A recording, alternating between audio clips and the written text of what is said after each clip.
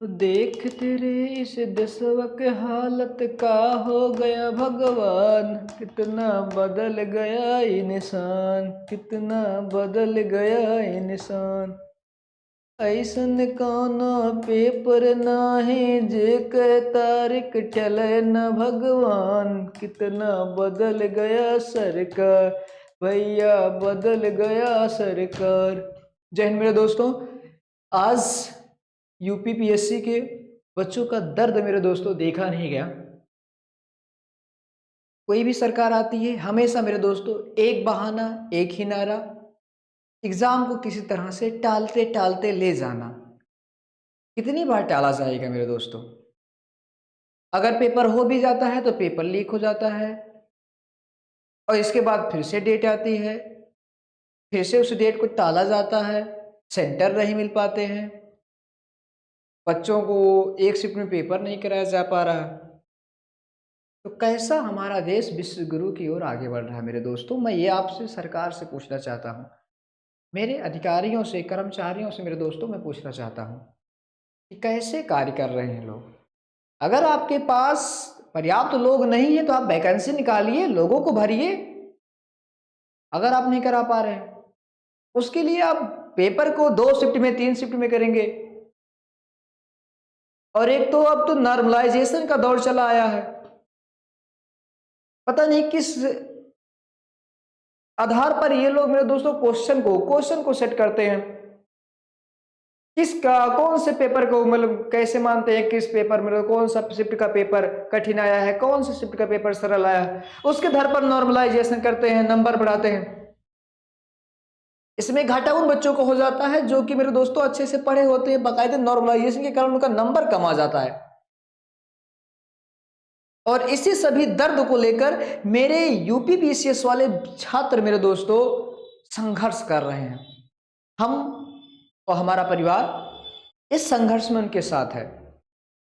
मेरे दोस्तों पेपर होनी चाहिए तो 1 शिफ्ट में पेपर मेरे दोस्तों अगर हो रही 1 शिफ्ट में हो, लेकिन नॉर्मलाइजेशन ना हो। आप शिफ्ट एक बढ़ा दीजिए, नॉर्मलाइजेशन मत करिए मेरे दोस्त। एक ही आधार एक ही कटाव बनाइए। नॉर्मलाइजेशन बढ़ाएंगे, परसेंटेज बनाएंगे, फिर उसके आधार पर छात्रों को चुना जाएगा, फिर मेंस के लिए बुलाया जाएगा। क्या लगा रखे हैं? ये तो भविष्य बर्बाद करने वाली हो गई एक प्रकार से, कुछ कहा ही नहीं जा सकता। बताइए क्या हाल होता है, इन लोगों पर क्या बीतती होगी, सोचिए। आरओ एआरओ का पेपर कराए आप, पेपर लीक हो गया। फिर आपने इस पेपर के लिए 27 अक्टूबर, इस पेपर के लिए मेरे दोस्तों आपने 27 अक्टूबर का डेट रखा, फिर इसे स्थगित कर दिया आपने, 27 अक्टूबर को नहीं होगा।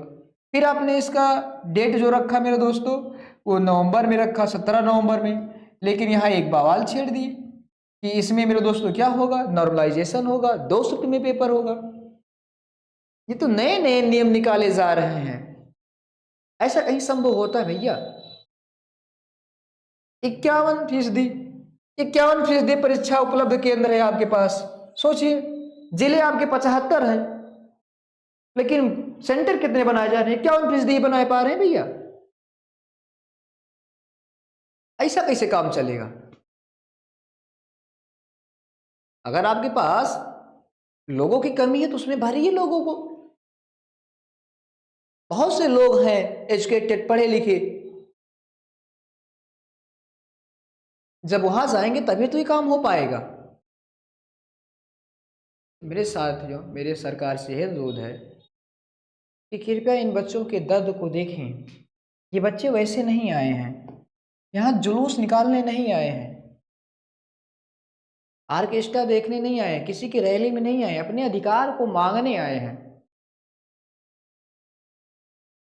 और अधिकार एक ऐसी चीज होती है जो हर इंसान को चाहिए होता है। अगर उसे उसका अधिकार नहीं मिलता है तो वह अधिकार उस छीनने के लिए हकदार हो जाता है। सोचिए कहीं ऐसा ना हो कि ये बच्चे और कुछ कर दे। और खासकर मेरा बच्चों से अनुरोध रहेगा कि वे अपने संयम को बनाए रखेंगे और गांधी जी के बताए हुए रास्तों पर ही अपने आंदोलन को जारी रखेंगे। सत्य और अहिंसा, अहिंसा के साथ चलेंगे। मेरे दोस्तों, कितना भी अत्याचार आप पे हो रहा है उसे सहिए, तब तक सही है जब तक आप पावर में ना हो। और पावर में आने के बाद उस पावर का दुरुपयोग मत करिए, उसका सदुपयोग करिए।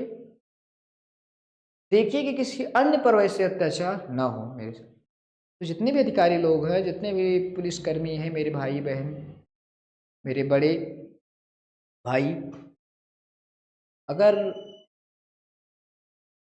इन बच्चों के दर्द आपको दिखाई नहीं दे रहे हैं तो कृपया देखने का प्रयास करिएगा और उनसे अनुरोध है कि कृपया इनके ऊपर लाठीचार्ज न करें।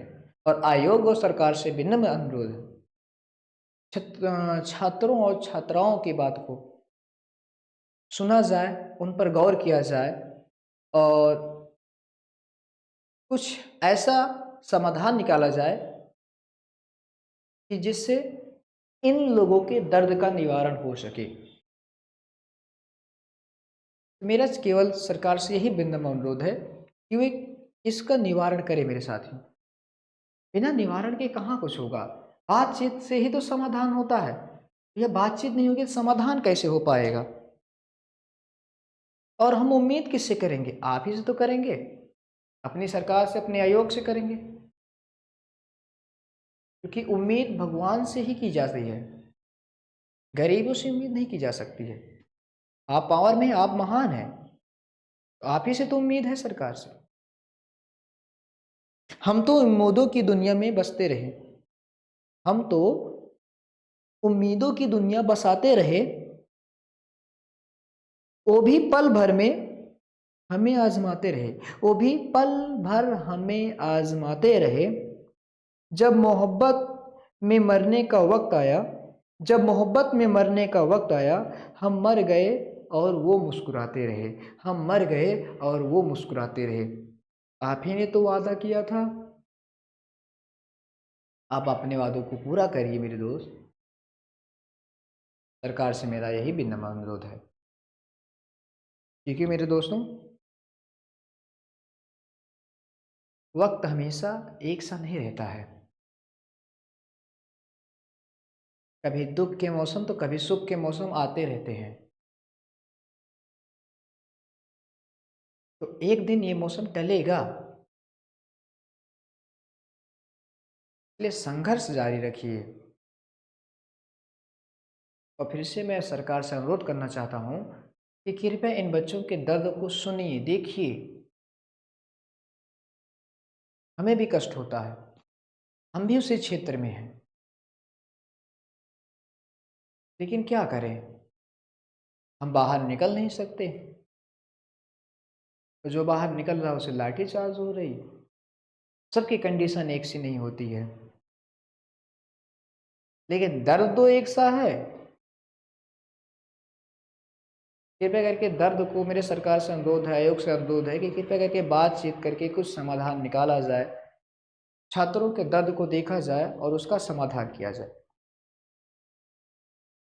कि दर्द का निवारण बातचीत से ही होता है, दुखों को साझा करने से ही होता है, समस्याओं के समाधान से ही होता है। तो कृपया करके इस समस्या का समाधान करिए और एक सेंटर बनाने का प्रयास करिए।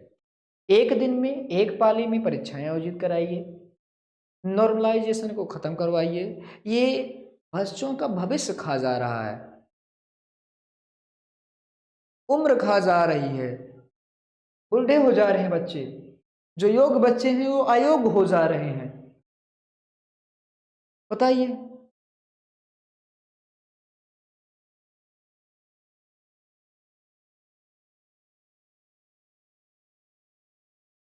अब तो हाल यूं हो गया है कि कुछ कहा नहीं जा सकता। दुख इतना है कि दूसरों से बयां किया नहीं जा सकता। घर के लोग आशा लगाए हुए हैं कि मेरा बच्चा या मेरी बच्ची अधिकारी बनेगी या बनेगा, लेकिन आयोग की इन खामियों को भुलाया नहीं जा सकता। आयोग के इस दर्द को बढ़ाया नहीं जा सकता। ऐसे ऐसे दर्द दे रहे हैं, बिना चाकू तलवार से दिल को चीर दे रहे हैं। तो कृपया करके सरकार से और आयोग से अनुरोध है कि बच्चों के भविष्य के साथ ना खेलें।